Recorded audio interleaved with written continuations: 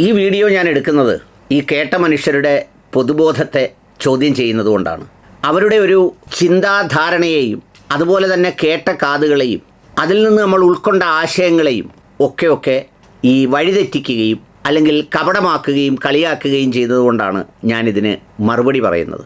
അങ്ങനെ പറഞ്ഞില്ലെങ്കിൽ ഇനിയും ഒരുപാട് ചെറുകഥകളും ഉപകഥകളുമൊക്കെ സന്ദർഭോചിതമായി പറയുകയും ആളുകളൊക്കെ ആ കഥകളിൽ വിശ്വസിച്ചു എന്ന് ധരിക്കുകയും ചെയ്യും.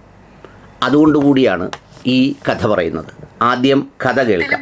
10ലും 12ലും പഠിക്കുന്ന തന്റെ പുത്രന്മാരെ വിളിച്ച് പിതാവ് പറയുന്നു, നിങ്ങൾ ഡിസ്റ്റിങ്ഷനോടുകൂടി പരീക്ഷ പാസ്സായാൽ ഞാനൊരു മൊബൈൽ ഫോൺ സമ്മാനം തരാമെന്ന്. രണ്ടുപേരും ഡിസ്റ്റിങ്ഷനോടുകൂടി പരീക്ഷ പാസ്സാവുന്നു. ഒരു ഫോൺ മാത്രം വാങ്ങാൻ പ്രാപ്തിയുള്ള പിതാവ് അവരെ വിളിച്ച് ചോദിക്കുന്നു, നിങ്ങൾ തന്നെ പറ, ഞാൻ ഇത് ആർക്ക് കൊടുക്കണം എന്ന്.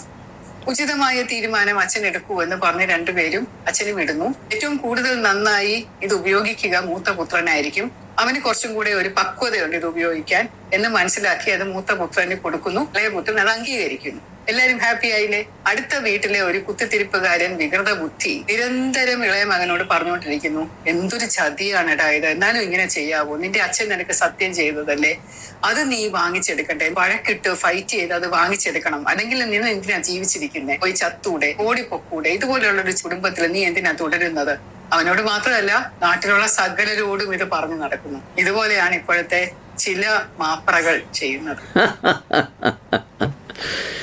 ഇരുന്ന പദവിയും ഇതിനു മുമ്പ് വഹിച്ച പോസ്റ്റും വെച്ച് എന്ത് പറഞ്ഞാലും എന്ത് ചെയ്താലും എന്തിന് കീഴ്ശ്വാസം വിട്ടാൽ പോലും കൂടെ നിൽക്കുന്നവരും സല്യൂട്ട് അടിക്കുന്നവരും അത് കീഴ്വായുവല്ല മറിച്ച് സംഗീതമാണ് എന്ന് പറയുകയും അങ്ങനെ പോകുന്നതിന് പോലും സല്യൂട്ട് അടിക്കുകയും ചെയ്യുന്നത് സ്വീകരിച്ച് ഒക്കെ വളർന്നു വന്നവർക്കാണ് ഇത്തരം ചിന്തകൾ സാധാരണയായി ഉണ്ടാവുന്നത്. നല്ലൊരു നല്ലൊരു IPS ഓഫീസറും ഉദ്യോഗസ്ഥയും മാത്രമല്ല, സന്ദർഭോചിതമായി കാര്യങ്ങൾ പറയാനും മാറ്റാനും തിരുത്താനും കഴിവുള്ള ഒരാളെന്ന് മാത്രമല്ല, ഒരു കോർപ്പറേഷനിലെ ഒരു വാർഡിൽ നിന്ന് മത്സരിക്കാൻ നല്ല മാനസികമായ ഇഷ്ടവും സന്തോഷവുമുള്ള ആളെന്ന് മാത്രമല്ല, നല്ല ഒരു കഥാകാരിയും ചെറുകഥാകൃത്തും മോട്ടിവേഷൻ സ്റ്റോറി ടെല്ലറും ഒക്കെയാണ് മാഡമെന്നറിഞ്ഞതിൽ ഒരുപാട് സന്തോഷം. പക്ഷേ ഈ ഒരു സ്വകാര്യ ചാനലിന് കൊടുത്ത ഇൻ്റർവ്യൂവും പിന്നീട് ചാനലുകൾക്ക് നൽകിയ മറുപടിയും ഒക്കെ കേട്ട ഞങ്ങളുടെ കാതുകളും അതുപോലെ കണ്ട കണ്ണുകളെയുമൊക്കെ അങ്ങനെ അങ്ങ് ചെറുകഥയിലൂടെ കബളിപ്പിക്കാൻ മാഡം ശ്രമിക്കുന്നത് നമ്മുടെ കേരളത്തിൻ്റെ ഒരു പൊതുബോധത്തെയും ചിന്തയെയും ഒക്കെ വെല്ലുവിളിക്കുന്നതാണ്. അതുകൊണ്ട് യഥാർത്ഥത്തിൽ ഞാനൊരു കഥ പറയാം. ആ കഥ ഇങ്ങനെയാണ്. ഒരു വളരെ വിജനമായ ഗ്രാമത്തിൽ ഒരു കുടുംബം താമസിച്ചിരുന്നു. എല്ലാ ഘടകങ്ങളും പ്രതികൂലമായൊരു കുടുംബം. കൃഷിയില്ല, വെള്ളമില്ല, ഒരുപാട് നഷ്ടങ്ങളും പ്രയാസങ്ങളും മാത്രം സഹിച്ചിരുന്ന ഒരു കുടുംബം. ആ കുടുംബത്തിൽ ഒരു വൃദ്ധരായ മാതാപിതാവും ആ കുടുംബത്തിൽ വൃദ്ധരായ മാതാപിതാക്കളും ഒരു മകനും ഉണ്ടായിരുന്നു.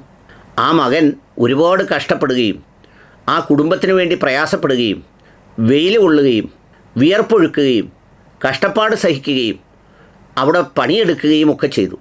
അവനങ്ങനെ പണിയെടുത്ത് ഈ പറഞ്ഞതുപോലെ ജോലി ചെയ്യുമ്പോൾ ഒരുപാട് പേര് അവനെ ട്രോളി കളിയാക്കി, നീ എന്തിനാണ് ഈ മരുഭൂമിയിൽ ഇങ്ങനെ കിടന്ന് കഷ്ടപ്പെടുന്നത്, നിനക്കൊരു ബലവും ഉണ്ടാവില്ല, നീ വെറുമൊരു വെള്ളം കോരിയാണ് എന്നൊക്കെ പറഞ്ഞ് എല്ലാവരും പരിഹസിച്ചു.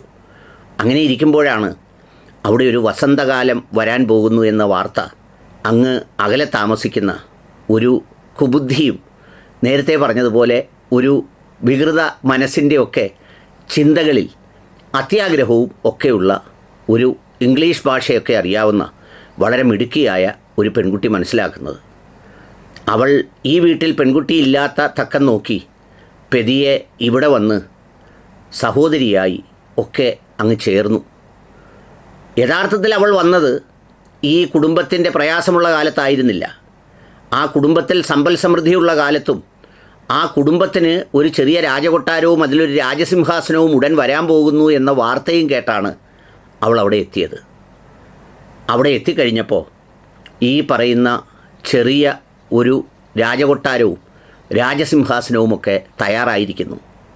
അവൾ വിചാരിച്ചു, ഈ കഷ്ടപ്പെട്ട് പാടുപെട്ട് എല്ലുമുറിയ പണിയെടുത്തവനേക്കാൾ ഇംഗ്ലീഷ് ഭാഷയും അതിൻ്റെ വൈദഗ്ധ്യവും മിടുക്കും തിളക്കവും പിന്നെ അതിൻ്റെ ബാക്കിയെല്ലാം തികഞ്ഞ എന്നെ ആയിരിക്കും ആ കുടുംബം ആ കസേരയിൽ ഇരുത്തുകയെന്ന്.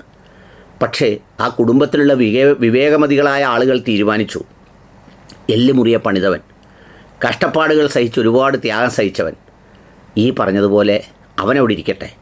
മറ്റേത് ഒഴുകി വന്ന വെള്ളമാണ്, അതെപ്പോഴും ഒഴുകിപ്പോകാം. പറന്നു വരുന്ന പൂമ്പാറ്റ തേൻ നുകർന്നു കഴിയുമ്പോഴോ തേൻ വറ്റി കഴിയുമ്പോഴോ പൂക്കൾ കൊഴിഞ്ഞു വീണ് കഴിയുമ്പോഴോ ആ പൂമ്പാറ്റ അങ്ങ് പറന്നു പോവും. അതുകൊണ്ട് ഈ പറഞ്ഞതുപോലെ അവനിരിക്കട്ടെ ആ കസേരയിലെന്ന് അവരെല്ലാം കൂടി ഒറ്റക്കെട്ടായി തീരുമാനിച്ചു. കഥയിലെ കയ്യടി അവിടെയാണ്. എന്നിട്ട് അവനെ ഇരുത്തി. താൻ വന്നത് ഇതിനു വേണ്ടി ഒന്നുമല്ലെന്ന് ഭാവിച്ച് അവിടെ കഴിയുമ്പോഴും ഇടയ്ക്ക് അവസരം കിട്ടുമ്പോൾ ആ വീടിനെയും വീട്ടിലുള്ളവരെയും തീരുമാനമെടുത്തവരെയും ഒക്കെ കുറ്റപ്പെടുത്താനും ഇകഴ്ത്താനും അവർക്കെതിരെ പല കാര്യങ്ങളും പറഞ്ഞു വരുത്താനും ഈ മിടുക്കിയായ കുട്ടി മറന്നില്ല. അങ്ങനെ പറഞ്ഞു വരുത്തിയ സംഗതികൾ കേട്ട് നാട്ടുകാരെല്ലാവരും അയ്യേ എന്ന് പറയുകയും ഇതൊക്കെ കണ്ടും കേട്ടും നിന്ന അയൽക്കാർ ഈ ആഗ്രഹവും ആർത്തിയും കണ്ട് പൊട്ടിച്ചിരിക്കുകയും ഒക്കെ ചെയ്തപ്പോൾ അങ്ങനെയൊന്നും ഞാൻ കരുതിയില്ല, ഞങ്ങൾ രണ്ടുപേരും ഒന്നാണ്, അവൻ എൻ്റെ പക്വതയുള്ള ആങ്ങളെയാണ് എന്ന് പറഞ്ഞ് അവർ ആർത്തുല്ലസിച്ച് അങ്ങനെ എല്ലാവരെയും കാണിപ്പിച്ചു. എന്നിട്ടോ ഈ പറയുന്ന ആർത്തിയും അവിവേകവും കണ്ട് ചിരിച്ച ആളുകളെ വിഡ്ഢികളെന്നും ദോഷൈകതൃക്കുകളെന്നും വികൃത മനസ്സുകളെന്നും അവർ വിളിച്ചു. ആ വിളിച്ചപ്പോഴും ഈ കണ്ടവരെല്ലാവരും കേട്ടവരെല്ലാവരും അവരുടെ കണ്ണുകളെയും കാതുകളെയും ഉറപ്പായി വിശ്വസിച്ച് കാത്തിരിക്കുകയാണ്. കഥ തുടരും.